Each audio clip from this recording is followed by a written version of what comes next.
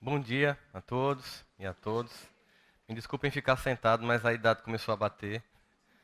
São mais de 20 voos por mês, 20 dias fora de casa, viajando. Então, como vocês sabem, avião é uma coisa muito confortável, né? Bem, aquelas cadeirinhas apertadas, e terminou que eu dormi muito tempo assim e fiquei com esse lado meio comprometido. Mas queria dizer da minha alegria de estar aqui, né, mais uma vez no Rio. Já vim bem umas 15 vezes esse ano, mas nem sempre dá tempo de fazer uma palestra no centro, porque são palestras profissionais, às vezes indo de uma cidade para outra, aí eu passo muito rápido. Mas aí, como eu estou vindo com mais frequência e estou na Bienal esse final de semana, a gente aproveitou para ter essa alegria de estar aqui com vocês hoje, né? Amanhã lá no Frei Luiz. E hoje a gente vai falar de um tema bem facinho de fazer, uma coisa simples, que todo mundo consegue, que é perdoar. A gente vai falar só para estudar a respeito, porque a gente já consegue fazer isso. É só um estudo histórico, porque antigamente as pessoas não perdoavam, entendeu? E a gente vai falar sobre como no passado as pessoas que não perdoavam viviam a vida delas. Obviamente, a gente percebe que na vida comum da gente, no cotidiano, que é o que realmente nos angustia, são as coisas mais simples. Se você conversar com qualquer pessoa, ela não vai estar muito preocupada, como a gente imagina, quem vai ser o próximo presidente do Brasil, embora também isso seja preocupante, né? Elas estão preocupadas sobre como pagar as contas, como viver bem numa família, como perdoar, como aprender a se amar, como evoluir espiritualmente, como se ter um sentimento de dever cumprido, como viver a vida comum. Nós todos, não importa quem sejamos, o que façamos, é na vida familiar e cotidiana que acontece o grande processo de transformação da gente. Não é, sendo um chefe de Estado, uma celebridade, um artista, um presidente, um expositor, um padre, não importa. Tudo isso são títulos provisórios. O que realmente conta é o cotidiano, é a vida comum da gente na nossa família, né? E que reverbera para a escola, para o trabalho e para a sociedade como um todo.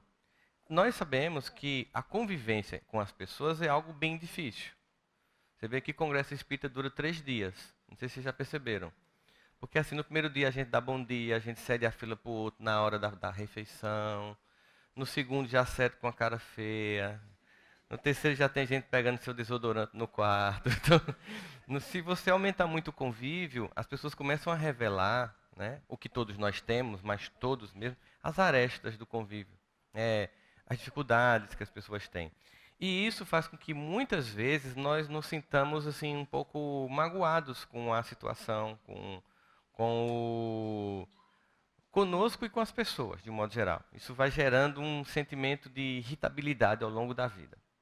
E é por isso mesmo que eu tenho certeza que quando Jesus falou dos 70 vezes 7, ele se referia à vida em família. Porque nós somos quem mais nos machucamos. E tem muita gente que diz assim, mas como é que pode? Essa pessoa teria que me amar. E aí a gente percebe que há uma romantização do conceito de amor no nível evolutivo que a gente está. Porque quem mais consegue nos atingir profundamente é quem está perto. É porque sabe exatamente onde, sabe parente, e a gente sabe exatamente onde fazer pá, né? Para deixar a pessoa exasperada. A gente fica só guardando aquela historinha que a pessoa contou para a gente como um trunfo, para no dia de uma discussão a gente, mas você não sei o que, não sei o que, não sei o que, e passa na cara aquela coisa toda. Isso é a vida de família. As pessoas não são como em propaganda de margarina, que todo mundo amanhece bem disposto para trabalhar na segunda, feliz da vida, né? Não é essa a realidade das pessoas. Nós temos na família o reencontro de almas com vários níveis de relacionamentos anteriores. Então nós temos pessoas que nós temos um alto grau de afinidade e a gente sente um amor muito imediato, o que também acontece com amigos, que são a família espiritual, que a gente encontra e que é um reencontro de almas e que às vezes a gente conhece num dia e tem um sentimento de que conhece de fato há muito tempo, desenvolve um profundo afeto, enquanto que tem parente que a gente fica só Jesus na causa. Né? A gente se pergunta, que danado foi que eu fiz, criatura, para tu nascer na minha família?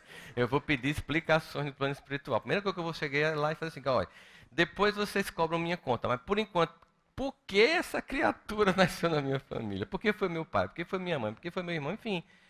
E esse questionamento é um questionamento que, no fundo, não tem sentido, porque a gente sabe que as pessoas que estão na nossa família são as pessoas que nós necessitamos desenvolver com elas relações afetivas. Então, nós temos as que nós vamos ampliar a nossa capacidade de amar, e nós temos as pessoas que nós vamos ter que aprender a amar. Porque tem as pessoas que são fáceis, né? E tem as pessoas que são difíceis. E Jesus, ele vai e faz uma provocação. Jesus gostava de provocar. Ele era bem...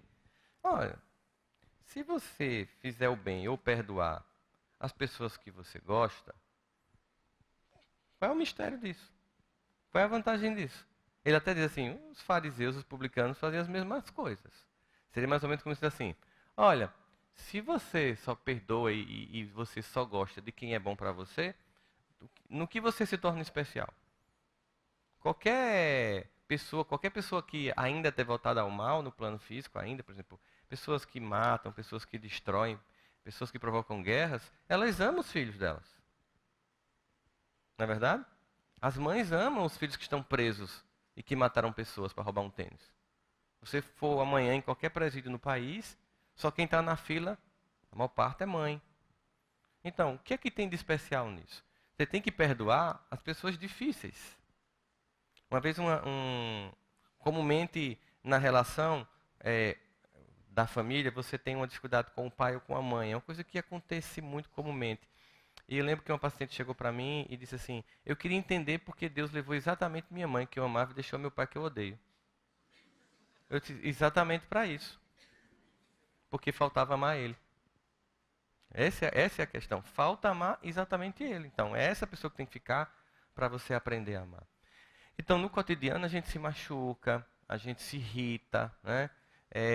E hoje, a gente, na tentativa de ter uma família diferente do que a gente teve no passado, a gente hoje criou um outro problema. Por exemplo, no passado, nós vivíamos com muito mais pobreza e mais dificuldade. Não é verdade?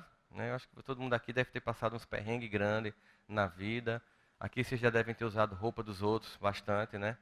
Já devem ter colocado um preguinho na Havaiana quando torou para continuar usando. Não é assim que faz? E aí a gente também recebia roupa dos primos ricos, não era assim, né, ano passado? E a gente descobre uma lei engraçada na pobreza, que o pobre ele não troca de roupa, é a roupa que troca de pobre.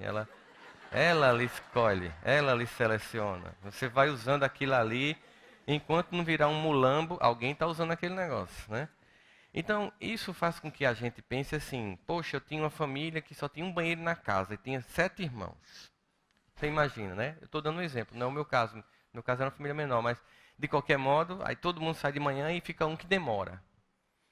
E você fica, bora, tem que trabalhar também. Ou então só tinha uma TV, né? E na minha geração tinha uma TV que as pessoas faziam uma coisa.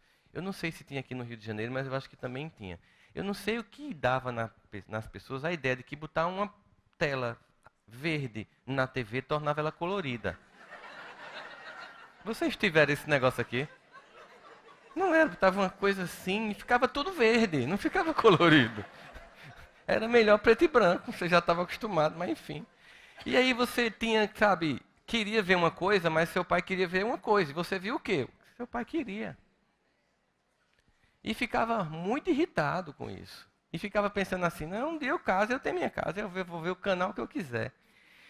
Porque você achava que todo esse contexto de só ter um banheiro, de ter que dormir 3, 4 irmãos nas beliches, né? Do lado de cima ficar mexendo de noite, balançando a beliche, toda aquela dificuldade, irritava no cotidiano. Um dia eu vou ter uma casa com 3 banheiros. Né? Aí você botou na cabeça que isso era o problema. E ficou pensando nessas coisas, dando a elas uma dimensão que elas não tinham. E de repente você hoje em dia tem uma casa que tem vários cômodos, tem vários banheiros, tem uma TV em cada quarto e estamos solitários. Estamos sozinhos em casa, cada um no seu smartphone, no seu tablet, nos ignorando mutuamente. E se no passado a gente tinha mágoa da convivência, hoje a gente está tendo mágoa da ausência. Então vamos escolher, porque Jesus fica lá, sim, você quer o quê? Você estava reclamando porque só tinha um banheiro. Agora você tem 3. Você estava reclamando porque só tinha uma TV, agora você tem 4. E está reclamando agora porque tem 4. Entende que o problema não é o que acontece, é como nós reagimos E aí você tem o primeiro entendimento sobre como desenvolver o processo do perdão. A mágoa não tem a ver com o que fazem comigo. Não é a grande questão da mágoa, não é o que fazem comigo, é a minha reação sobre o que fazem comigo. Você pode observar numa família clássica, por exemplo, que um pai mais difícil de convivência, alcoólatra, com aquelas cenas, às vezes, de agressão na mãe, que era comum no passado. E aí você tem 5 filhos que vivenciam essa experiência. E um fica com ódio do pai, aí deixa de estudar. O que tem a ver uma coisa com a outra? Né? O outro começa a beber igual o pai. E os outros 3 amam o pai, entendem que ele bebia, mas que ele não era só aquilo, tinha um lado bom também, ele trazia a feira, ele pagava a escola, enfim. E fica grato a esse pai, e essas pessoas funcionam e 2 não funcionam. O contexto é o mesmo, percebe? É um contexto igual para os 5, mas a reação dos 5 ao contexto é única, porque somos espíritos únicos. Se eu fizer uma leitura mais madura dos acontecimentos, eu vou conseguir me magoar menos. Eu vou nem precisar pedir perdão porque eu não me machuco. Porque o ideal é quando você, antecipando o cenário, percebendo assim, eu vou relevar. A gente tem que... Eu lembro que eu me irritava muito no trânsito de pessoas que ficam no meio da faixa, não fica nem de um lado nem do outro. Ou então que vai passando assim, fazendo zigue-zague. E um dia eu estava dirigindo e o cara, idiota, como é que acaba falar um negócio desse, amigo meu? E se ele tiver com disenteria? Isso é mesmo, eu nunca pensei nisso, cara. Eu nunca pensei que ele podia estar com disenteria, né? Então agora quando eu estou no trânsito, uma pessoa cortando isso, vai lá, quer papel. Porque a gente brincar com a vida torna ela mais leve. Deixa a gente ficar mais suave. A gente começa a perceber, poxa, eu vou ficar cobrando o quê? Conta de quem? Quem sou eu para cobrar conta? Eu tenho tanta conta também, eu preciso tanto, sabe, de perdão. E se eu sou um ser imperfeito, criado por um ser perfeito, e que me ama na minha imperfeição, só me cabe uma coisa, que é aceitar a imperfeição de quem vive comigo. Porque Deus é perfeito e me ama. Aliás, é uma coisa meio angustiante. Às vezes, não é angustiante a palavra, é incompreensível. Como Deus pode amar a gente? Não tem hora que a gente faz assim, né? Mas como é que Deus me ama? Porque Ele não está vendo a gente no que a gente está sendo. Ele vê o que a gente vai ser. Ele vê um fruto que está desabrochando. Ele vê uma árvore que está crescendo. Ele vê raízes que estão se solidificando e uma grande copa que faz sombra sobre a vida dos outros, no sentido de trazer aconchego e acolhimento. Por enquanto, uma semente, mas ele vê o processo. Assim como a gente, quando vê um bebezinho que não consegue se alimentar só, não consegue andar, a gente fica encantado porque a gente sabe o que vai se tornar. Porque a gente sabe que é um processo todo que vai se desenvolver. Então, de forma que eu olho o contexto todo e preciso desenvolver em mim uma habilidade de aceitar a vida, como ela é e as pessoas como elas são. Claro, isso é muito fácil de ser dito. É fácil chegar aqui e falar isso. Difícil é fazer isso. Mas quando a gente consegue fazer isso, o evento é libertador. Porque o que acontece é o seguinte: primeiro, nós temos alguns enganos. A gente confunde o erro com a pessoa que errou.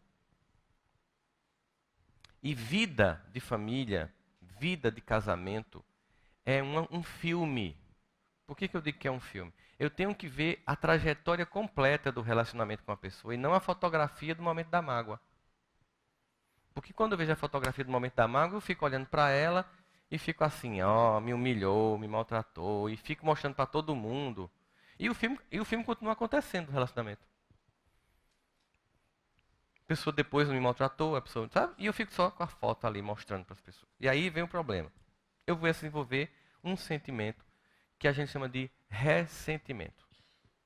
E é uma palavra que ela por si só é bem autoexplicativa, né? Ressentimento é sentir de novo. Sentir de novo. Vocês viram a notícia hoje de manhã aqui no Rio? No rádio, na CBN. Então, eu estava vindo para cá e liguei o rádio e estava passando a história de uma senhora que foi dormir. E o bebezinho estava no quarto e ela percebeu que alguém tinha mexido na porta. Ela sai desesperadamente para entrar no quarto do bebê e quando chega lá, pá! Pronto. Ou seja, ela teve um medo. Tiveram medo? Não aconteceu essa história, eu inventei. o bebê está bem, ele não existe. Por que eu fiz isso? Porque eu contei uma história para vocês irem acompanhando e ter o desfecho. Porque a mente não diferencia ficção de realidade. Então, toda vez que eu lembro do que aconteceu no passado e pego a fotografia do que a pessoa me fez, eu revivo tudo. E tem gente que gosta. Bota uma música de roedeira. Estou indo embora. Aí bota a música lá de roedeira. Aí, peste me deixou, me enganou. 6 anos de namoro, noivado. E mutou um chifre, tá aí, ó. Ainda tá com o Instagram com a outra na Disney. Nunca me levou para ver o Mickey. Aí o ódio consome você. E você cria todo um ritual. Você bota a música de roedeira, vai para uma varanda ver o pôr do sol, aquele momento que é bonito, mas quando você está triste, é triste. Que não é assim a vida, né? Se você estiver triste, o pôr do sol é a coisa mais deprimente do mundo. Se você estiver feliz, você agradece a Deus pela paisagem do pôr do sol. Você fica lá vendo a foto no Instagram. E se você pudesse, você fazia igual a voodoo. Botava um negócio assim, para ver se a pessoa sentia lá do outro lado. Só que a gente manda emanações, vibrações para outra pessoa sentir mesmo. Não precisa da agulhinha, não. É nosso pensamento. Faz tum, tum na pessoa lá do outro lado. E aí, o que Jesus vai dizer para a gente? Ó, é muito natural, no momento exato de uma agressão, de uma humilhação, de uma palavra dura, a gente se sentir muito irritado. Muito natural. Ele até diz assim: irei-vos, mas não pequeis. Não deixais que o sol se ponha sobre a vossa ira. Ou está dizendo o seguinte, ó, é natural. Primeiro momento, a pessoa fez uma coisa muito chata com você, é muito natural que você se irrite. Às vezes até que você queira pular no pescoço. É humano. Não deixe que o sol se ponha sobre a vossa ira. É exatamente pensar assim, não deixe que esse dia ruim se perpetue em outros dias. Fotografando esse dia e passando o resto da vida vendo a foto, sem permitir que o filme continue. E aí eu gosto de contar uma história que hoje em dia com o YouTube é assim, você vai falar, todo mundo já escutou tudo, mas para quem não escutou, só para reforçar, que é a história da caixinha do vômito. Né? Então você tem uma caixinha do vômito, vou te explicar. Você tem uma tia, certo? Que mora em Niterói. Aí você foi visitar sua tia. No final, sua tia deu um doce. Bem gostoso, sabe? De quê? Tu gosta de batata? É? Banana adoro. Doce de banana. Pronto. Um doce de banana. E ela lhe deu naquelas caixinhas de sorvete. Mas você é espírita e você devolve. Porque tem gente que não devolve nem em caixa de sorvete. Quanto mais tapaué. Tapaué não devolve mesmo. Não empresta tapaué. E a parente não deve, esse parente devolve de jeito nenhum. Então ela lhe dá uma caixinha de sorvete. Mas você, voltando para Niterói, você vai levar a caixinha de sorvete da sua tia, porque você é uma pessoa, né, que entende que aquilo não lhe pertence. Só que no meio do caminho você pegou um ônibus e uma pessoa estava passando mal e vomitou em você. Porque você estava do lado dela. Diante de um evento que você não pode fazer nada, porque pode acontecer com qualquer pessoa, 1% do que acontece com a gente pode acontecer com qualquer pessoa, você só tem uma alternativa para diminuir o estrago. Você abre a caixinha da titia e puxa a parte sólida. Como um rodo, você vai puxando os pedaços de macarrão. Vão sentindo o clima. Tá? Aquela carninha que ainda não foi digerida. Feijãozinho preto do domingo, né? Você fecha, chega na casa da sua tia e conta a história e mostra para ela e abre a caixa. E sua tia, sabiamente, diz: fique para você, minha filha, com a caixinha. Eu não quero mais ela, né? Você fecha a caixinha, volta para casa com vômito lá dentro e conta para seu marido ou para sua família e mostra e abre a caixinha. Como estará o cheiro? Aí tem um evangelho no lar, você agradece a Deus pela semana, abençoa aquela miserável que vomitou em mim, abre a caixinha. E no final do ano, em Copacabana, fogos, você fazendo aquela reflexão sobre 2017, com suas promessas para 2018, que você nunca cumpriu desde 2016, resquenta a ficha e coloca tudo para o ano que vem. E teve aquela louca que vomitou em mim quando eu fui para Niterói. Aí abre a caixinha para sentir novamente o cheiro do vômito. Como vai estar o vômito? E 10 anos depois, se você abrir a caixinha? Não é uma história absurda, né? Isso é mágoa. É exatamente isso. alguém vomita emocionalmente na gente num dia, a gente guarda numa caixa e de vez em quando abre. É exatamente isso que é a mágoa. A mágoa é uma coisa que acontece no passado e que, se eu guardar, ela inviabiliza o meu presente e destrói o meu futuro. É uma coisa que aconteceu num tempo e num nível de maturidade que a pessoa fez comigo, ou eu fiz com ela, que, se eu tivesse me permitido continuar o relacionamento, as coisas teriam sido diferentes, porque as pessoas amadurecem. Tá, tem gente que vai morrer ruim, a gente sabe disso, né? É por isso que Deus criou a reencarnação, para a gente melhorar. A gente vai morrer egoísta. É por isso que, quando eu terminar, eu vou falar sobre o que não é perdoar, certo? Então, esse processo todo vai me permitir pensar o seguinte: quantas caixinhas eu tenho no meu arquivo de mágoa? Está na hora de começar a abrir e lavar. Jogar fora. Aqui tem gente que vai ouvir essa música e vai lembrar. E não cante porque denuncia a idade. Hoje eu vou mudar, vasculhar minhas gavetas, jogar fora sentimentos e ressentimentos tolos. Não é? Vanusa cantava. Vanusa do hino nacional, que cantou. É porque tem uma geração que só conheceu Vanusa do hino nacional. Estou falando da Vanusa quando ela não tinha tomado Lexotan para cantar o hino nacional. Então, o que, que a gente tem? Uma música que fala sobre isso. Um dia caiu a ficha, eu entendi que eu preciso mudar, eu preciso jogar fora todo esse peso que eu guardo e que não tem mais sentido porque o evento ficou muito no passado. Eu não posso estar pegando essas coisas e levando e arrastando a minha vida com isso, porque é como se eu estivesse andando com um monte de pedras e meu passo fica lento. Mas por que tem gente que não consegue perdoar?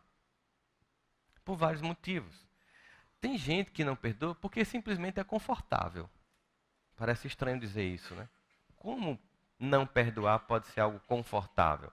É o seguinte, por exemplo, se eu tenho alguém a quem acusar, e eu me acostumei a acusar essa pessoa quando a minha vida está dando errado, é sempre mais cômodo para mim, no momento que eu estou reclamando do que eu não conquistei, dizer, mas a culpa é de fulano. E se eu perdoar, eu perco o meu bode expiatório.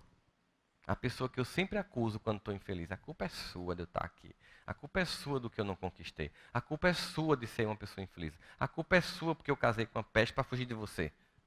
Porque geralmente quando a gente tenta fugir dos pais, a gente casa com alguém pior que eles. Pode ver. Porque a gente tem que aprender com o relacionamento. Então, se você se recusa a aprender no grupo 1, você vai para o grupo 2. E se você não encontrar esse pai, por exemplo, que você não quer perdoar, no marido, que já é uma bênção, né? Você vai encontrar no chefe. Você vai encontrar em alguém no centro espírita, que vai repetir aquele padrão de personalidade, que dizendo para você o seguinte: você precisa aprender a conviver com uma pessoa assim. Primeiro foi seu pai, você se recusou, foi o marido, foi a pessoa no centro espírita, foi alguém na escola, foi alguém no trabalho, uma pessoa no condomínio, vai aparecer ele de novo na sua frente.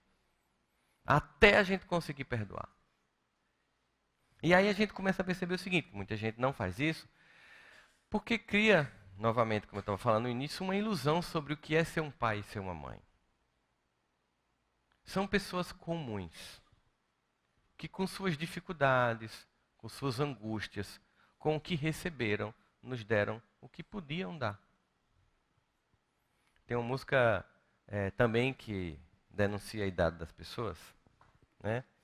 Que diz assim: minha dor é perceber que, apesar de termos feito tudo o que fizemos, ainda somos os mesmos e vivemos como os nossos pais. Percebe? Por que a gente faz a mesma coisa? Para a gente deixar de julgá-los. Eu faço a mesma coisa e faço, olha, tudo o que eu reclamei do meu pai, da minha mãe, estou eu aqui fazendo. E eu quero que meus filhos me compreendam, então por que eu não posso compreendê-los?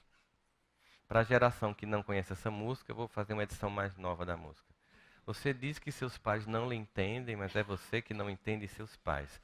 Você culpa seus pais por tudo, e isso é um absurdo, porque são crianças como você, o que você vai ser quando você crescer. Não é isso?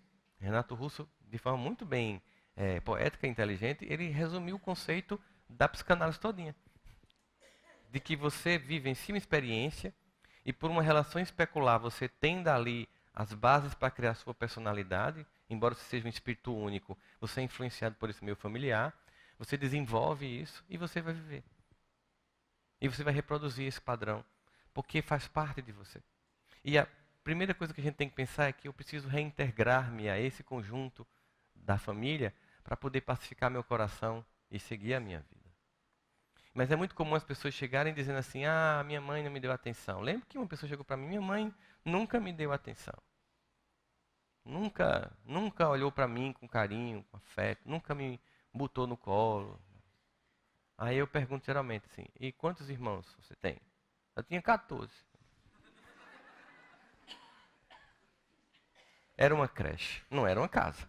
Vamos combinar aqui, ó. Se você tivesse com febre, quando sua mãe tentasse botar a mão no seu pescoço para ver a temperatura, um outro caía.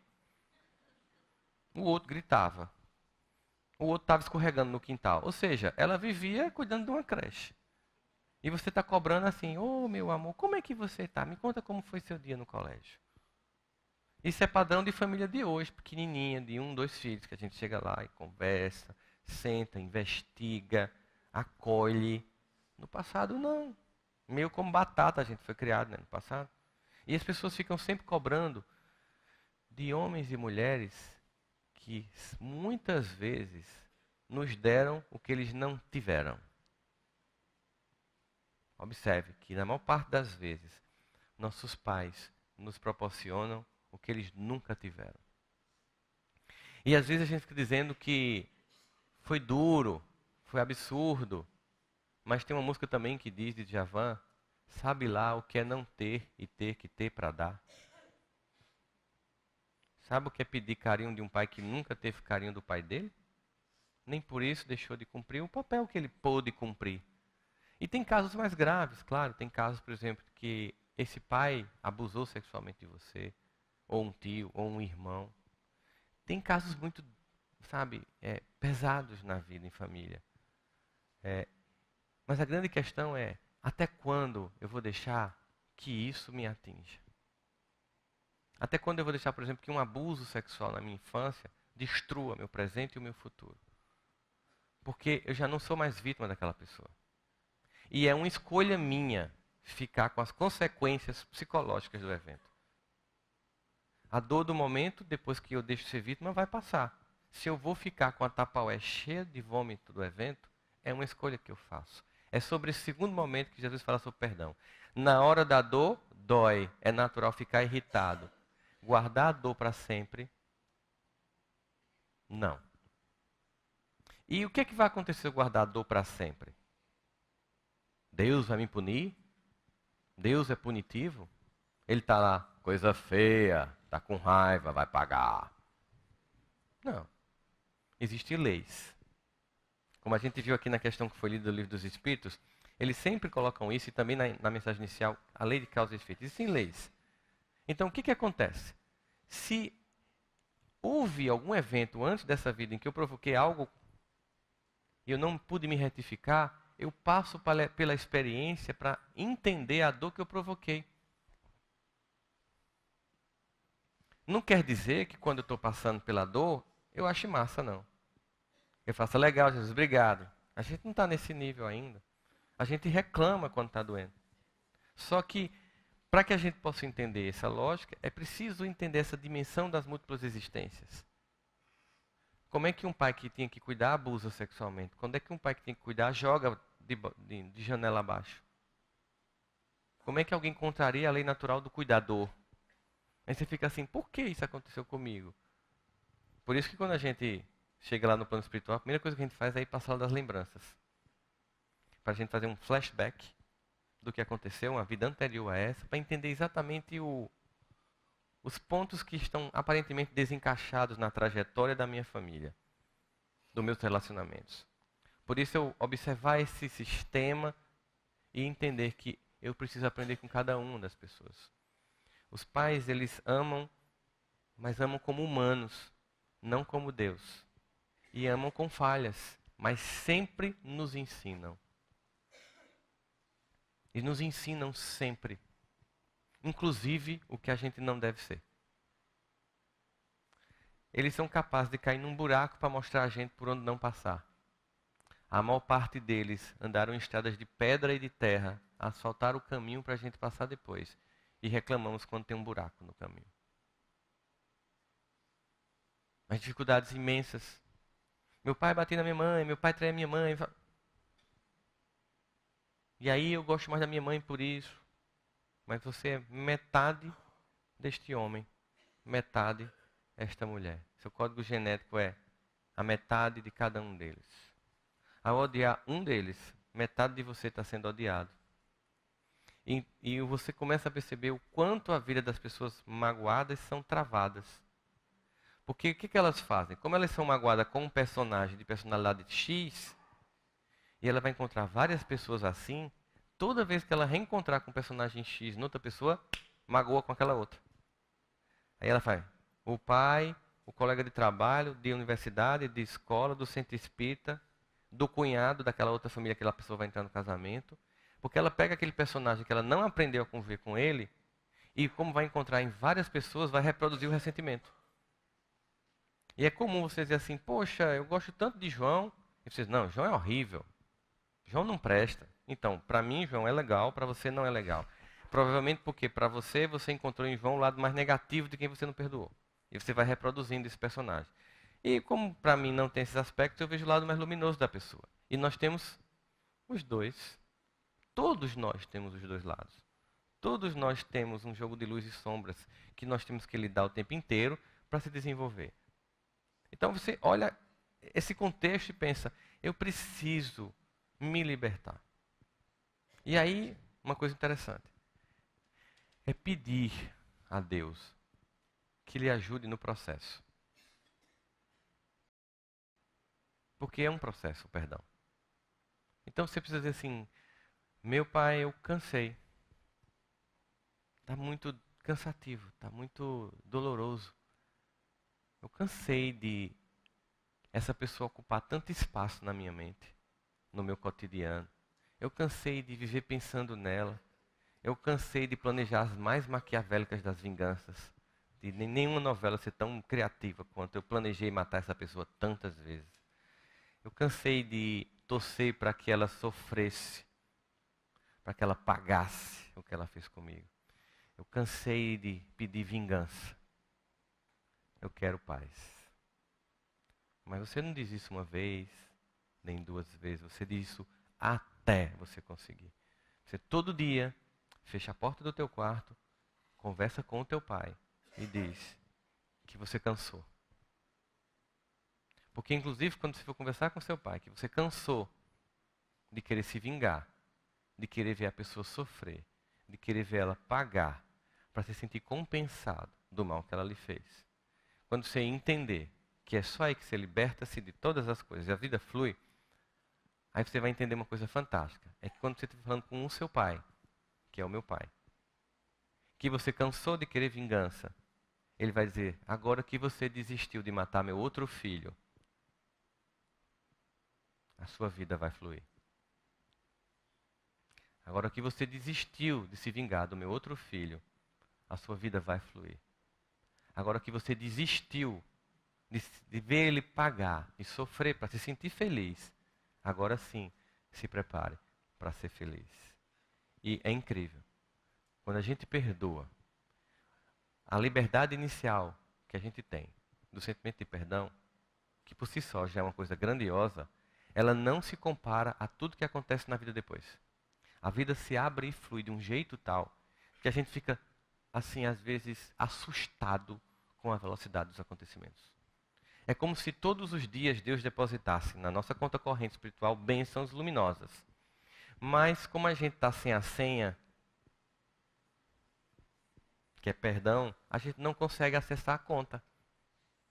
São 6 dígitos que a gente não consegue digitar. Então, todo dia vem bênçãos para a minha vida. Todo dia tem um pai amoroso com uma espiritualidade que serve a ele para me ajudar a acontecer no pleno do ser. Mas toda vez que eu tento vivenciar essa experiência, eu não consigo. Eu não consigo sacar na conta.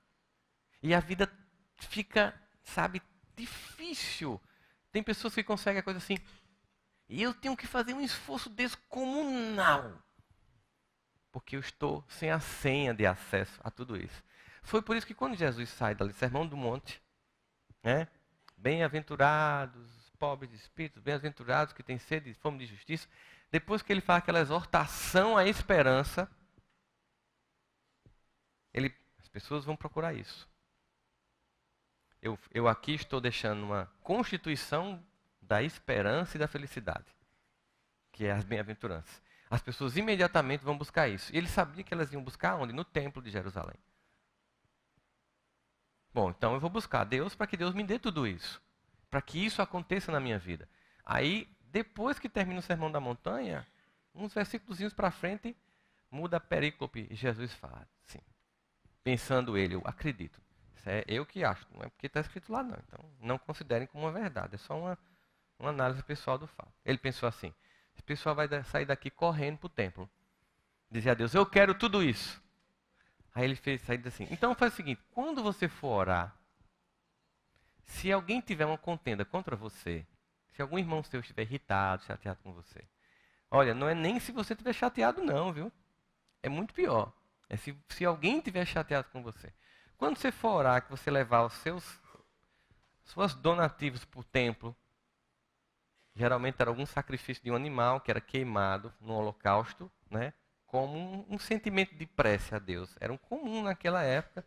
Para nós hoje não tem sentido, mas naquela época era uma prática ritualística comum. Então você deixa a sua oferta no altar. Quando você for entregar a sua oferta, se tiver alguém que estiver irritado com você, com mágoa de você, não é nem você com mágoa da pessoa, não. É nível 2 da mágoa, é o outro com raiva de você. Né? Pode deixar a sua oferta que não vai servir. Entende a lógica? Não adianta você orar a Deus magoado. Você deixa a tua oferta no altar. Vai ao encontro desse teu irmão, que é filho do mesmo pai. É como se você chegasse para o seu pai e dissesse assim, papai, eu amo você, mas eu queria que meu irmão morresse. Eu amo você, mas eu queria vê-lo pagar um preço muito alto. Como é que seu pai vai reagir diante disso? Veja a lógica. Então, ó, você vai lá, perdoa teu irmão, pede perdão ao teu irmão. E isso é a senha de 6 dígitos que acessa tudo que pode acontecer na vida. E quando você consegue concretizar esse perdão, a vida começa a fluir numa velocidade assustadora. Porque eu simplesmente desisti de se vingar de um filho de um pai que também é o meu. E agora sim, ele diz, então tá, agora eu vou te dar tudo que estava depositado desde o dia que você nasceu. E a poupança lá não é como a nossa não, de 0,6% ao mês. Certo? Quando vem com uma velocidade impressionante.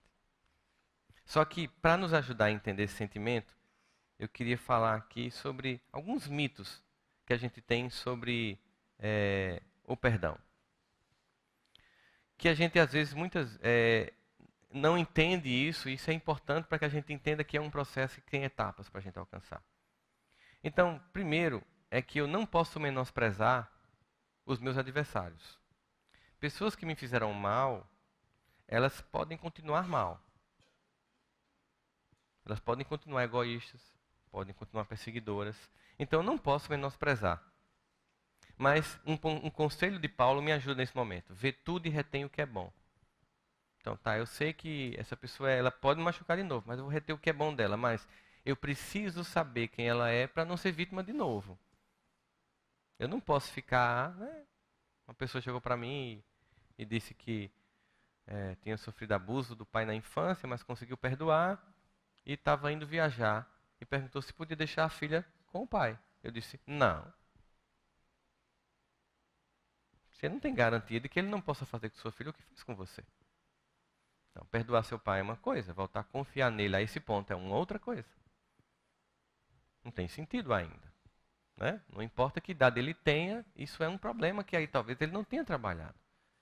Só que o que eu estou dizendo para a pessoa é, você não vai olhar a pessoa só por causa desse ponto de dor. Você vai ver o contexto inteiro. Então, eu preciso não menosprezar quem me faz o mal por vários motivos. Primeiro, para não ser vítima novamente.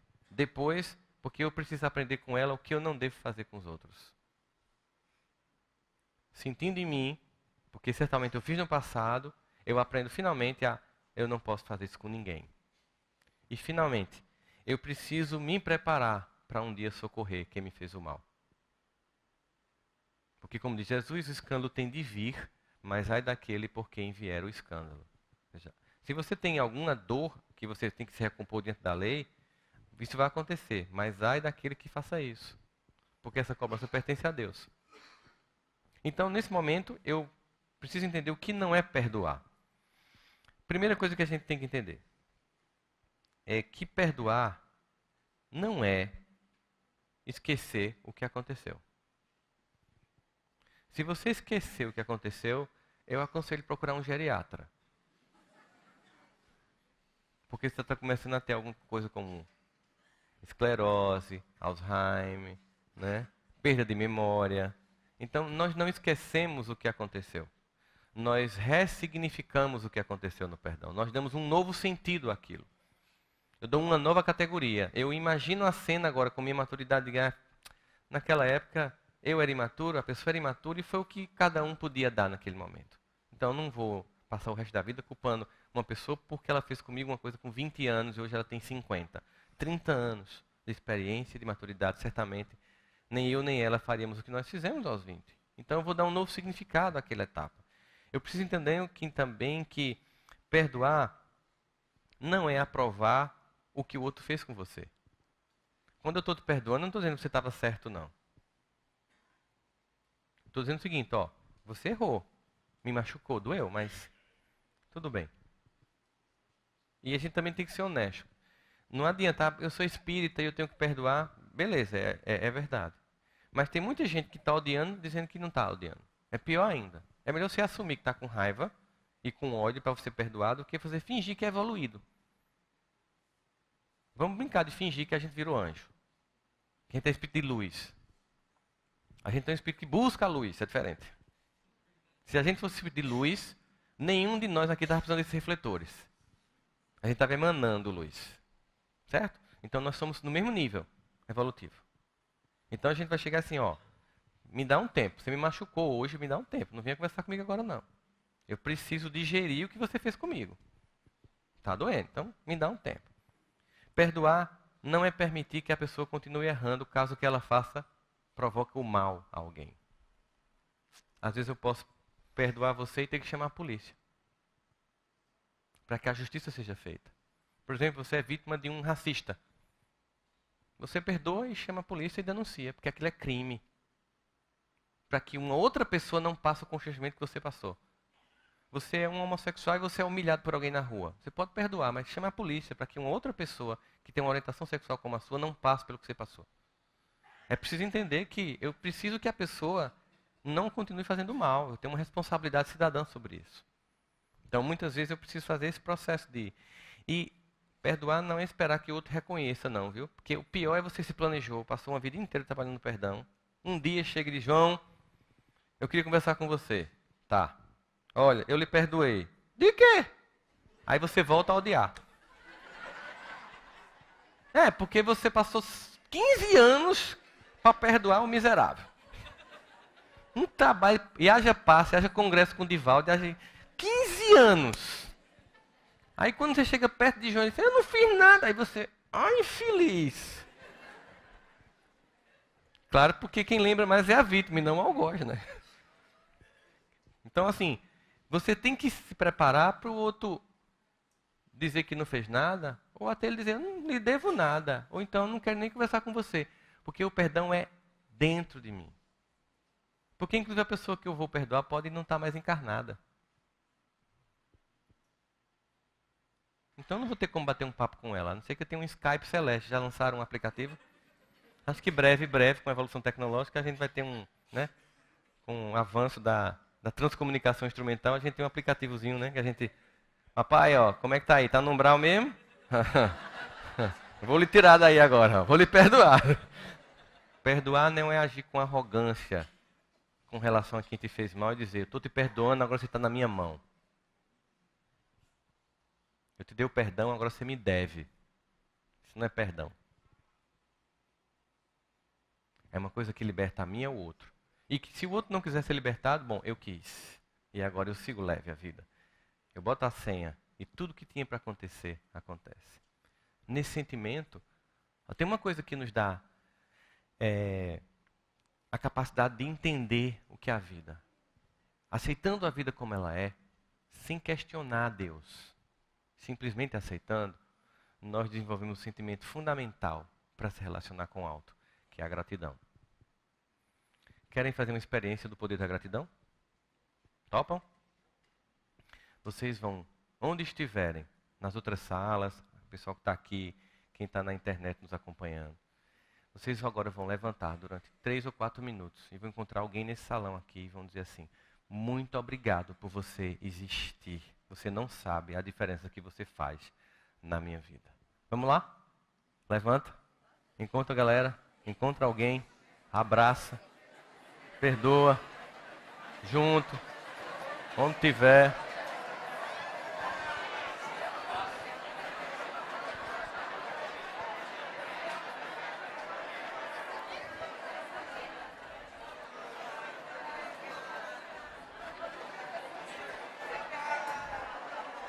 Faz isso mentalmente.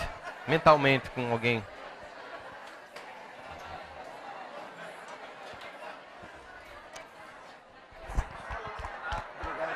Oh, meu irmão. Te abençoe.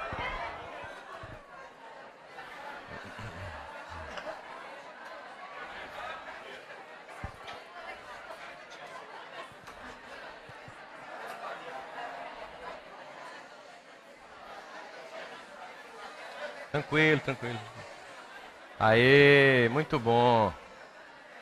Cuidado para não rolar um clima, é só para dizer que gosta. Aê.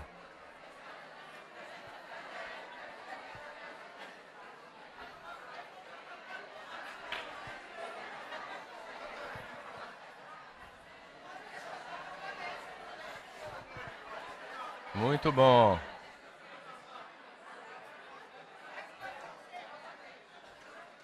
Ok. Vamos terminar juntos agora. Tá tranquilo.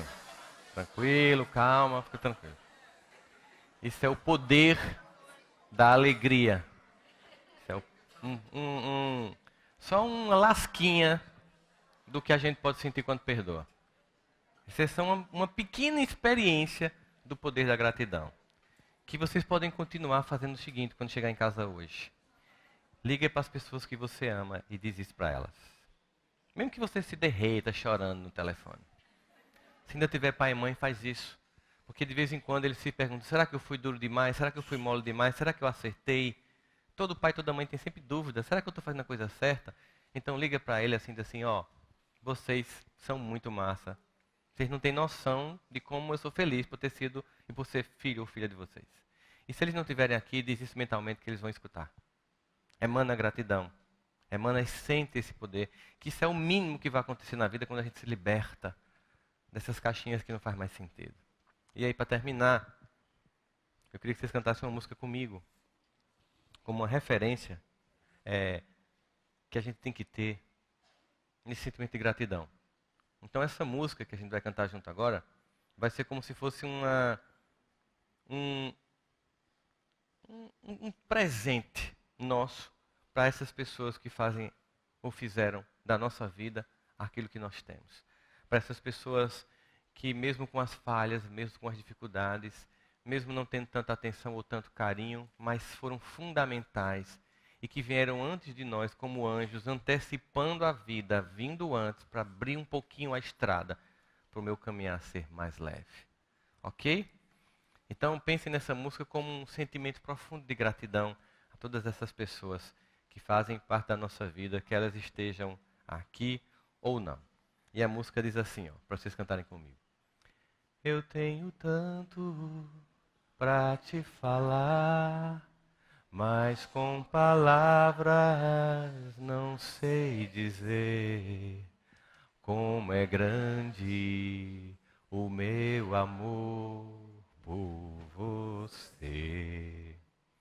e não há nada para comparar, para poder me explicar como é grande o meu amor por você. Olha o tamanho. Nem mesmo o céu, nem as estrelas, nem mesmo o mar e o infinito não é maior que o meu amor, nem mais bonito. Me desespero a procurar alguma forma. Bora lá? Como é grande o meu amor por você. Nunca se esqueça que eu tenho o amor maior do mundo. Como é grande o meu amor por você. Mas como é grande o meu amor por você. E com esse sentimento suave de gratidão nos nossos corações, a gente agora vai para a nossa prece, que também vai ser uma prece de gratidão.